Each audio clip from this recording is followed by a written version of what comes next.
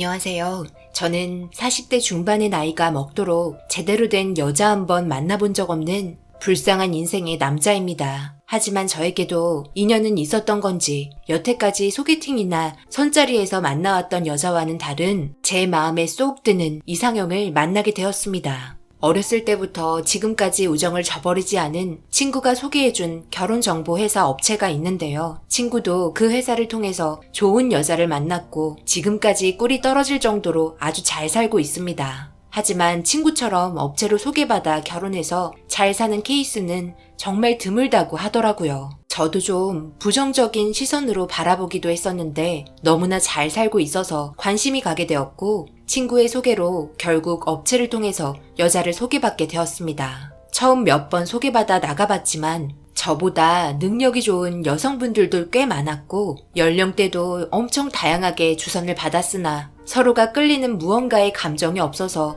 결국 식사 자리 외에 더 이상 발전은 없었습니다. 그런데 마지막이라고 생각하며 한 번 더 나갔던 자리에서 그동안의 인생을 살면서 여자를 3초 이상 바라본 적 없었던 저는 그 여자에게 5초 이상 눈을 떼지 못한 채 첫눈에 반해 한참을 바라보고 있었습니다. 그때 결심했죠. 이 여자 절대로 놓치고 싶지 않다. 꼭 결혼하고 싶다. 처음 만난 자리에서 이런 결심하는 거 쉽지 않잖아요. 그만큼 제 이상형에 가까웠습니다. 거기에다 목소리도 좋고 조신한 모습에 처음 만나는 자리였지만 절대 어색하지 않도록 분위기를 이끌어주는 이 여자의 매력에 식사하는 그 짧은 시간 만에 푹 빠지게 되었고 10살 정도 차이가 났지만 전혀 거리감이 없었습니다. 하지만 남자들 보는 눈은 거의 다 똑같죠. 그렇기 때문에 의심도 안 해볼 수는 없었습니다. 워낙 그런 거 많잖아요. 결혼정보회사를 통해서 남자들 등쳐먹는 그런 부류의 여자들 많다는 거.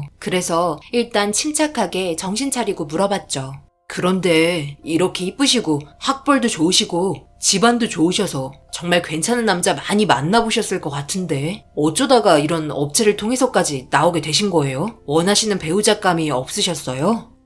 일단 저는 비슷한 또래의 남자는 별로 좋아하지 않아요. 결국 대화하다 보면 저보다 어리게 느껴지고 능력 좋은 사람 결국에 지 잘난 맛에 살잖아요. 처음에는 간이며 쓸개며 다 빼줄 것처럼 하다가도 결혼하면 어떻게 되겠어요. 이 여자 저 여자 다 만나고 다니면서 제 속을 박박 긁어놓겠죠. 그래서 저는 아빠처럼 좀 푸근하고 살면서 문제도 일으키지 않고 먹고 살 만한 능력만 된다면 그걸로 만족하며 살 수 있을 것 같아 업체를 통해 소개받아보기로 한 거예요. 일단 제가 원하는 조건에 맞는 남자를 소개해 주잖아요. 그래서 경민 씨가 제 앞에 나타난 거고요. 솔직하게 말할게요. 저는 경민 씨와 좀 더 알아가고 싶은데 저와 진지하게 만나볼 생각 있으신가요? 자신의 생각을 뚜렷하게 말하고 어떤 남자를 원하는지 밝히면서 그 여자의 진지한 모습에 조금이라도 의심했던 제 자신이 한심스러웠습니다. 하기야 다른 남자들 등쳐먹으려고 나오는 여자들도 있는 반면 정말 진지한 만남을 가지고 결혼까지 생각하는 분들도 많이 있기 때문에 만나는 횟수가 늘어갈 때마다 이 여자의 진심이 느껴졌습니다. 나이도 있지만 그래도 사계절은 봐야 한다고 인생에 한 번뿐인 결혼 좀 더 확실하게 하고 싶어 1년을 만나봤습니다. 하지만 크게 달라진 건 없었습니다. 항상 한결같았고 저에게는 무엇 하나 부족함 없는 여자라고 생각하면서 앞으로의 인생 함께 살고 싶다고 청혼을 했습니다. 이런 저의 마음이 느껴졌는지 청혼을 허락했고 양가 집안에 인사도 드렸습니다. 저희 집안이야 은희 보고는 믿기지 않는다며 부모님 두 분 다 놀라셨고 정말 고맙다며 어머니께서 은희 손 잡으며 눈물을 흘리셨네요. 여자를 집에 인사시키러 데려온 것도 이번이 처음이었기 때문에 더욱더 믿기지 않으셨을 겁니다. 어머니께서 음식에도 정말 많이 신경을 쓰셨고 밥 먹는 내내 두 분 다 은희를 빤히 쳐다보며 이 순간 꿈 아니냐면서 계속해서 밥 먹고 있는데 말을 걸었습니다. 저는 자제 좀 해달라고 말했고 웃으면서 괜찮다고 저희 부모님의 난감한 질문도 잘 받아줬습니다. 그때 확신했죠. 이 여자 선택하길 정말 잘했구나. 앞으로 남은 인생 내 모든 걸 헌신하며 살겠노라고 그렇게 한참 동안 한 가족이 된 것처럼 시간 가는 줄도 모르고 웃고 떠들면서 즐거운 시간을 보냈습니다. 어느새 집에 바래다줘야 할 시간이 다가왔고 부모님께서는 내심 아쉬우셨는지 온몸으로 표현을 하셨네요. 저런 모습을 저 또한 본 게 처음이라서 기분이 정말 묘했습니다. 그렇게 차 안에서 이런저런 이야기하며 집에 바래다 주고 있는데 은희에게 전화 한 통이 걸려왔습니다. 그런데 받지 않았고 불안해하고 초조해하는 모습을 저에게 처음 비춰준 모습에 걱정도 되고 당황했기 때문에 왜 그러는지 이유를 물어보게 되었네요. 받으면 안 되는 전화인 거야? 갑자기 불안해하는 모습을 보니까 내가 다 걱정이 되네. 해결해 줄 수 있으면 도와줄 테니까 나한테 말해봐. 혼자서 끙끙 앓고 있는 것보다 둘이 나누면 한결 편해지지 않겠어? 뭔데 그래? 그게 이런 말 해도 될지 모르겠는데 이번에 우리 집에 문제가 좀 생겼어. 솔직히 좀 어려운 실정이야. 아빠 사업이 좀 힘들어졌거든. 그래서 이리저리 돈을 많이 끌어서 쓴 상태라 집도 처분하고 미국으로 떠나셨거든. 그게 문제가 돼서 빚 독촉 전화가 나한테 계속 오는 거야. 일단 몸을 숨기라고 아빠가 말해서 상황이 좋아지면 다시 돌아올 거라고 하셨는데 아직까지 연락이 없네. 쉽게 쓰러지지 않으실 분이라는 거 나는 잘 알아. 이런 적 몇 번 있었지만 지금까지 잘 헤쳐나가셨거든. 그럼 원래 살던 집이 없으면 지금 어디서 살고 있는 건데? 왜 나한테 이런 문제를 진작 말하지 않았던 거야? 말해봤자 뭐해. 별로 좋지도 않은 일인데. 그래서 당분간 결혼식 미뤄야 할지도 몰라. 미안해. 숨기려고 한 건 아니지만 이런 모습 보이면 나를 떠나갈까봐 그게 너무 두려웠어. 같이 함께 행복하게 살고 싶었는데 이런 일이 터지고 말았네. 그 돈이 얼만데 그래? 그럼 부모님 언제 내려오실지 아예 모르는 거야? 정말 큰일이네. 내가 도와줄 수도 없는 거야? 부모님 언제 오실지 아직은 몰라. 전화 주신다고 하셨어. 그때까지 기다리래. 아마 도와주기는 힘들 거야. 10억이 넘거든. 모든 거 다 처분하고 아직도 갚아야 할 금액이 10억이야. 기분 좋게 나왔는데 이런 말해서 미안해. 솔직히 이 말 듣고 사랑하는 사람이지만 일단 저도 조심스러웠습니다. 10억이라는 돈이 남의 집 개 이름도 아닌데 무턱대고 돈을 줄 수도 없는 실정이라 이 말이 진실인지 거짓인지 알 필요가 있었습니다. 저에게 10억이 없는 건 아닙니다. 부모님의 재력 덕분에 그 이상의 재산을 가지고 있기는 하지만 뭐든 확실하게 하고 가는 게 좋을 것 같아 뒷조사해 보기로 결정했네요. 그렇게 대화를 하면서 한편으로 다른 생각까지 하게 되었고 집에 바래다 준 곳은 허름한 빌라촌들이 있는 원룸방이었습니다. 다니던 회사에서까지 찾아와 밀린 돈 받으려고 난리를 치는 바람에 그만두게 되었다는 말도 듣게 되었네요. 쿰쿰한 원룸방의 냄새가 제 코끝을 찔렀고 사랑하는 사람이 이런 곳에서 생활하는 게 안쓰러워 일단 제가 쓰는 개인 사무실인 오피스텔이 하나 있어 그쪽에서 생활하게 도와줬습니다. 이런 호의에 감동을 받았는지 고맙다며 눈물을 흘리고 있었고 그런 모습이 안쓰러워 위로해주며 함께 있어줬네요. 그리고 다음날 은희가 한 말이 모두 사실이길 바라는 마음에 일거수일투족 모두 샅샅이 확인해달라고 사람을 붙였고 오피스텔에 나온과 동시에 은희의 행적은 모두 제 핸드폰으로 전송이 되었습니다. 저와 만나는 시간 제외하고는 매일같이 사람이 따라다녔지만 확인된 거라곤 일자리 구하는 게 전부였습니다. 그렇게 일주일이 흘러버린 상태에서 갑자기 누군가와 통화를 하기 시작했고 급하게 택시 타고 향한 곳은 인천국제공항이었습니다. 그리고 저에게 보내진 사진 속에는 은희의 부모님이신 듯 서로 껴안으며 눈물을 흘리고 있었고 그날 저녁 오피스텔로 함께 들어가는 모습을 끝으로 그날 뒷조사가 끝이 났습니다. 그리고 얼마 지나지 않아 은희한테 전화가 왔고 오피스텔에 부모님과 함께 있으니 일찍 들어오라며 기분 좋아진 목소리가 들려왔네요. 저는 일을 서둘러 마무리 짓고 오피스텔에 들어가니 은희와 부모님께서 저를 반갑게 맞아주셨습니다. 그리고 서로 둘러앉아 준비되지 않은 자리에서 인사를 나눴고 그동안에 있었던 일들에 대해 듣기 시작했습니다. 저에게 명함을 하나 건네주면서 아버님께서 운영하시던 회사에 대해서 이야기를 하고 있는데 그간 많이 힘드셨는지 어머님께서 눈물을 흘리시며 은희를 안고는 부모 잘못 만나서 미안하다며 통곡을 하시는 바람에 순식간에 오피스텔 안은 눈물바다로 변해버리고 말았네요. 그런 모습에 그간 제가 은희를 의심했다는 게 너무 미안했고 끝까지 지켜주고 싶다는 마음 하나로 결혼하고 싶다고 그 자리에서 은희 부모님께 허락해달라고 요청했네요. 가진 거 하나 없고 빚만 있는 집안과 무슨 결혼이냐며 손살에 치시면서 아버님께서 더 좋은 여자 만나라며 자리에서 일어나셨고 생각지도 못한 아버님의 말에 은희가 당황했는지 저 없으면 아무것도 할 수 없다면서 결혼 허락해달라고 애원하기 시작했습니다. 어머님께서는 그저 아무 말 없이 은희를 달래고 있었고 나중에 회사 일이 잘 해결되고 그때까지도 결혼하지 않았다면 그때 결혼시켜주겠다는 아버님의 꺾이지 않은 마음에 결국 설득하지 못하고 나가셨습니다. 신세 많이 졌다며 어머님과 은희를 부르며 나가자며 단호한 결정을 내리셨고 슬픈 표정을 지으며 저를 보는 눈빛에 잡고 싶었지만 일단 한 템포 쉬고 다시 대화하는 게 좋을 것 같아 그날은 보내드렸습니다. 그렇게 복잡한 마음 어디에 풀지 못해서 친구를 불렀고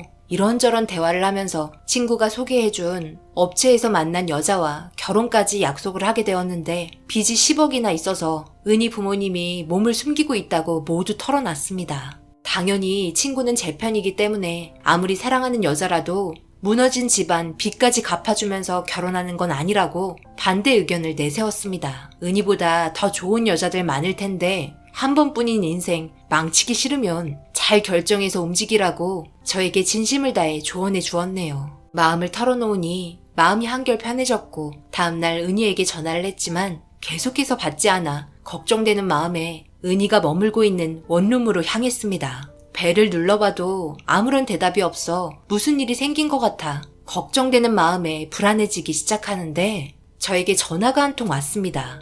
은희를 뒷조사해달라고 의뢰했던 사람이었고 아직 잔금을 치르지 않은 상태였기 때문에 계속해서 뒤를 따라다녔는지 이제 그만해도 될 것 같다며 의심될 만한 모습들은 찾아볼 수 없으니 나머지 잔금 처리해달라며 몇 장의 사진을 찍어 핸드폰으로 전송해줬는데 그 안에 보이는 모습은 다름 아닌 은희와 아버님, 어머님께서 막노동 현장에서 잡일을 하고 있는 모습이었습니다. 너무나 황당하고 안전모에 조끼를 입고 있는 은희를 보니 가슴이 찢어질 만큼 너무 아파 은희가 일하고 있는 건설 현장으로 빠르게 차를 움직였고 그만하라고 소리치며 차에 태웠습니다. 모두들 어리둥절한 상태로 제 차에 올라탔고 마음이 아프고 한편으로는 화가 나기도 하는 그런 복잡 미묘한 표정을 하고 있는 제 모습이 무서웠는지 경직되어 있는 은희와 부모님을 바라보며 다시 한번 말했습니다. 10억 빚 갚아드릴 테니 결혼 허락해달라고. 이 여자 아니면 평생을 후회하며 살 것 같다면서 제 결심을 확실하게 전달했습니다. 그런 제 모습을 한참 동안 바라보던 아버님께서 미안하다는 말만 반복하시더니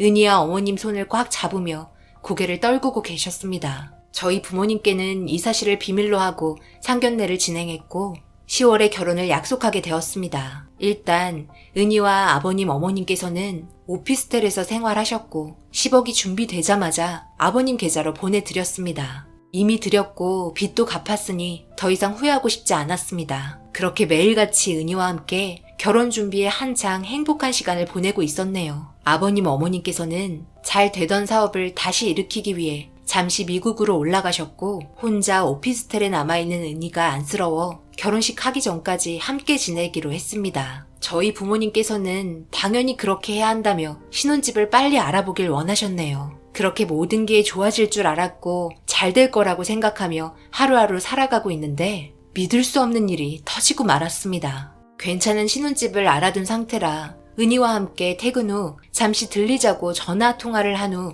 일을 마치고 오피스텔에 도착을 했는데 주차장에서 기다리며 전화를 해도 받지를 않아 같이 내려오려고 오피스텔에 들어갔는데 문을 여는 순간 은희는 어디에도 없었습니다. 다시 전화를 걸어봤지만 계속해서 연결이 안 돼 그때부터 뭔가 잘못되고 있는 것 같다고 느끼기 시작했고 침착하려 애쓰면서 이 일을 어떻게 처리해야 할지 생각하다가 아버님께 전화를 걸었지만 역시나 받지 않으셨습니다. 저는 급하게 결혼정보 업체에 지금 상황에 대해서 이야기를 했고 경찰에 신고 조치가 이루어졌네요. 믿을 수 없는 상황을 겪게 돼버려 머릿속이 하얗게 변한 상태에 경찰서에서 전화가 오기만을 기다렸습니다. 그날 밤새 창문을 쳐다보며 그동안 있었던 일들에 대해서 다시 떠올려 봤지만 결코 의심될 만한 행동들을 보인 적이 없어 더욱더 이해할 수가 없었네요. 그렇게 날이 밝았고 오피스텔에 있던 은희와 함께 했던 추억이 담긴 사진과 물건들을 정리하고 있는데 경찰서에서 전화가 왔고 급하게 경찰서에 달려가 왜 그랬는지 이유를 물어보려고 했는데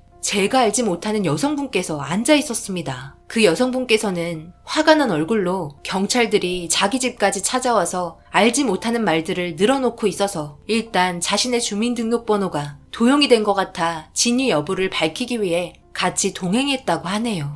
저는 당연히 모르는 사람이라고 말했고 결혼정보 업체에 있는 은희의 신원도 경찰서에 앉아있는 이 여자로 되어 있었습니다. 너무나 황당했고 어떻게 이런 일이 발생이 될 수 있냐고 업체에게 물어보니 처음 주민등록증을 제출했을 때 사진과 실물이 좀 달랐지만 성형을 좀 많이 했다는 말에 문제 삼을 일도 아니라 가입을 진행했다고 하네요. 그런데 거기에서 의문의 말을 건넸다고 했습니다. 좀 이상했던 게 제가 결혼정보회사 업체에 가입을 하기 전에 결혼하고 싶은 배우자감을 적었는데 딱히 매칭이 되는 사람들이 없었을 때 제가 마침 가입을 하게 되었고 은희가 말한 배우자감으로 90% 일치하게 나와 소개를 해줬다는 말을 듣게 되었습니다. 참 이상하죠? 어떻게 이런 일들이 벌어질 수가 있었을까요? 순간적으로 온몸에는 소름이 돋았고 바로 친구에게 전화를 걸어보니 생각했던 대로 핸드폰은 꺼져 있었습니다. 이 모든 걸 계획한 건 다름 아닌 제 친구였네요. 어렸을 적부터 오랜 친구였기 때문에 제 성격을 너무 잘 알고 있었던 친구는 모든 걸 철저하게 계획하고 있었던 겁니다.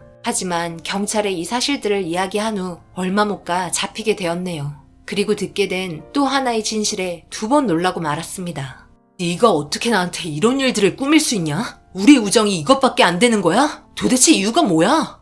이렇게 사는 게 지긋지긋해서 그랬다. 너는 금수저로 태어나서 돈 걱정 없이 살고 있는데 나는 살겠다고 발버둥 치는데도 매일같이 적자만 보고 대출 빚에 빠져나오지 못해. 너무 화가 치밀어 올라 계획했다. 친구한테 10억 주는 게 그렇게 아깝냐? 원래 이런 생각한 적 없었어. 와이프랑 공원에서 걷고 있는데 지갑이 떨어져 있길래 주워보니 안에 민증이 있어서 돌려주려고 했다가 와이프가 아는 동생이랑 비슷하게 생긴 것 같아 계획하게 된 거지. 네가 사랑하는 여자였다고 그냥 10억 내주더라. 내가 네 성격 모르냐? 분명 감시 붙일 줄 알았다. 네가 그런 적 한두 번도 아니잖아. 그래서 그동안 연기 좀 했지. 5억 나눠준다는 말에 그 가족들 아주 덜컥 물더라고. 뭐? 그래서 지금 은희, 아니 그 여자 어디 있는 건데? 내 앞에 당장 갖다 놔. 지금 이게 얼마나 큰 죄인지 몰라? 뭐라는 거야. 너 그의 이름도 모르잖아. 설마 걔가 널 사랑했다고 생각하는 건 아니지? 그저 네 돈 빨아먹고 싶어서 열렬하게 연기한 것 뿐이라고. 제발 정신 좀 차려라. 널 좋아해줄 만한 여자가 있을 거라 생각하냐? 그랬으면 벌써 데려갔겠지. 재력만 있으면 뭐해. 너란 인간이 별로인걸. 여자들은 너 같은 놈 진짜 싫어한다. 제발 거울 좀 보고 살아. 그래, 미안하다. 이런 너를 친구로 믿고 살았던 내가 한심한 놈이지. 다시는 얼굴 볼 일 없을 거고 네가 한 짓 달게 받고 사라져라. 그렇게 모든 진실을 알게 되었고 결국 저와 결혼을 약속했던 여자도 잡히고 말았습니다. 저는 진심을 다해 물어봤습니다. 저를 단 한 번도 사랑한 적 없냐고. 진심은 없었냐고. 나는 정말 진심이었는데 내 돈만 보고 이용한 거냐고. 그리고 그 여자에게 듣게 된 말은 2번 다시 여자를 만나지 못할 것 같은 충격적인 말을 듣게 되었습니다. 죄송해요. 저는 단 한 번도 사랑이라는 감정 느껴본 적 없었어요. 제가 눈물을 흘리고 연기할 때 저를 위로해준다고 안아주는데 너무 소름이 끼쳤어요. 웬만큼 못생겨야죠. 정말 너무 못생겼잖아요. 거기다 몸집도 비대해서 길거리 다니면 창피해서 고개 들고 다니기도 너무 힘들었다고요. 저에게는 사랑이 눈꽃만큼도 있지 않았고 그저 10억이 너무 탐나 저질렀던 행동이에요. 그리고 저 같은 미모의 여자가 어떻게 그쪽 같은 사람을 만나겠어요. 그건 상식 아닌가요? 남자들 눈은 다 똑같은 것 같아요. 기준치를 좀 낮추면 좋은 사람 만날 수도 있겠네요. 제가 진심으로 사랑했던 사람이라고 생각했었는데 그 모든 게 거짓이었고 연기였다는 사실을 이 여자 입에서 듣게 되니 너무나 큰 충격에 그만 주저앉고 말았습니다. 저희 부모님께서도 이번 일로 상당한 정신적 충격을 받으셨네요. 결국 이번 일을 계획한 사람들 모두 사기죄로 1년 6개월의 실형을 선고받았습니다. 저에게는 그 사람들에게 벌을 준 건 큰 의미가 없습니다. 그저 제가 사랑했던 사람이 존재하지 않았던 인물이었다는 게 마음이 아플 뿐입니다. 세상에 여자는 많은데 저와 함께할 여자는 없다는 게 정말 마음 아프네요. 이번 일로 인해 이제는 아무도 믿을 수 없을 것 같습니다. 언젠가 좋은 인연? 그런 거 생각하지도 않으렵니다. 그냥 혼자 사는 게 속 편할 것 같네요. 그래도 사건이 터지기 전에 잠깐이지만 행복했었습니다. 그때의 기억만 간직하려 합니다. 제 사연 읽어주신 분들 언제나 좋은 일 가득하시길 바랍니다. 감사합니다.